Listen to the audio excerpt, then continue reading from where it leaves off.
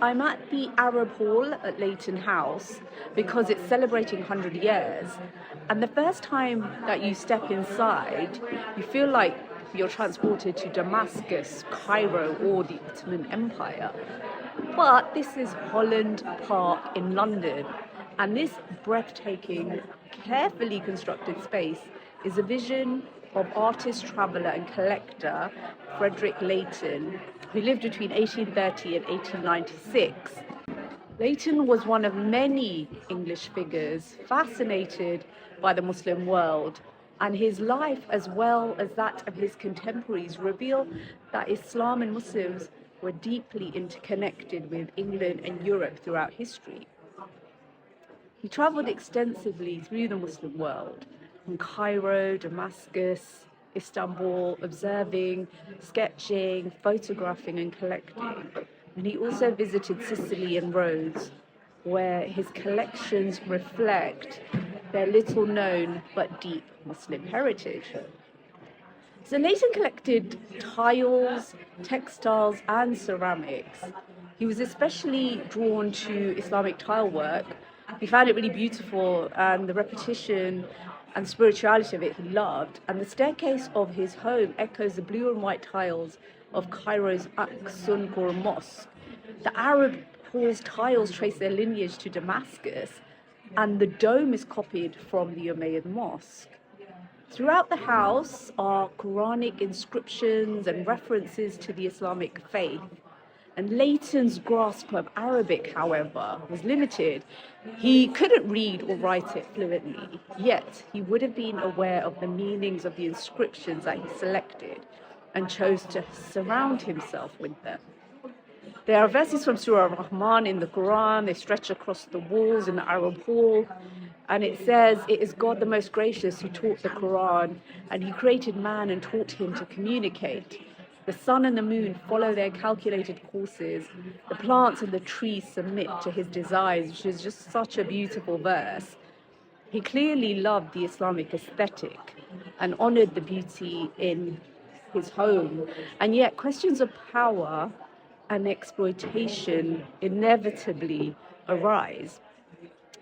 This was a time when Europe's relationship with the Muslim world was unequal, and travel to these lands was facilitated by empire, and access was shaped by power.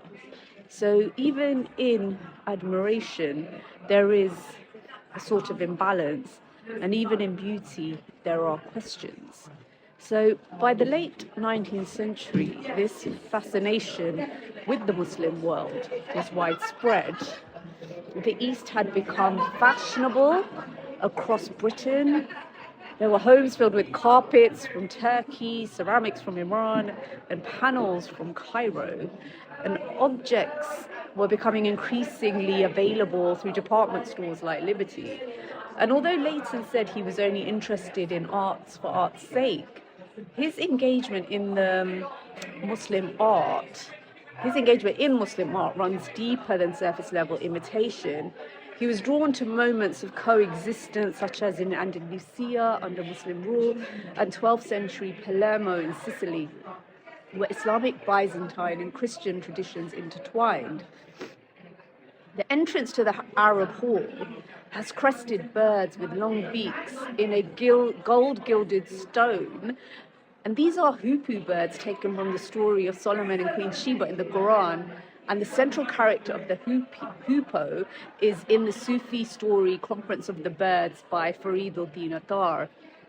There are Sufi phrases woven into the space as well, and there's a Bismillah inscription inspired by the Dome of the Rock in Jerusalem, one of the holy sites of Islam. The octagonal drum is inspired by the interior of the Umayyad Mosque in Damascus. He added inscriptions on the windows as well. He also included mashrabiyah windows and a fountain, which were inspired by homes in Cairo. These are not random choices. They suggest curiosity, reverence, even a kind of longing. This is not a simple story of extraction, but still, scholar Edward Said's words linger in the background because admiration cannot undo power. Leighton's access to these places, these objects and histories, was shaped by a colonial reality in which Britain obviously had the upper hand. And I wonder, what did Islam and Muslims mean to Leighton beyond aesthetics? What does it mean to us now? And perhaps the Arab Hall tells two stories at once. One of an admiration of a Europe that looked to the Muslim world and saw beauty, sophistication, and artistry that was worth emulating. And another of rivalry and extraction, of objects removed, meanings rearranged, and cultures reframed through a Western gaze. Both are true, but it also makes me think about the Islamophobic rhetoric of today, the framing of Muslims as outsiders, as immigrants, and somehow separate from Europe, when in reality, Islamic history, heritage, and culture have long shaped the Western world as we know it. Yet, instead of admiration and openness, Muslims today are positioned as acceptable targets for suspicion and exclusion. Why is this? Perhaps it is a contradiction, an admiration for aspects of Muslim culture, but a deep-rooted hostility and a sense of inferiority to a civilization that once dominated. There is a tension between appreciation and prejudice, influence and denial. And maybe this is where spaces like the Arab Hall matter, because they remind us of that connection.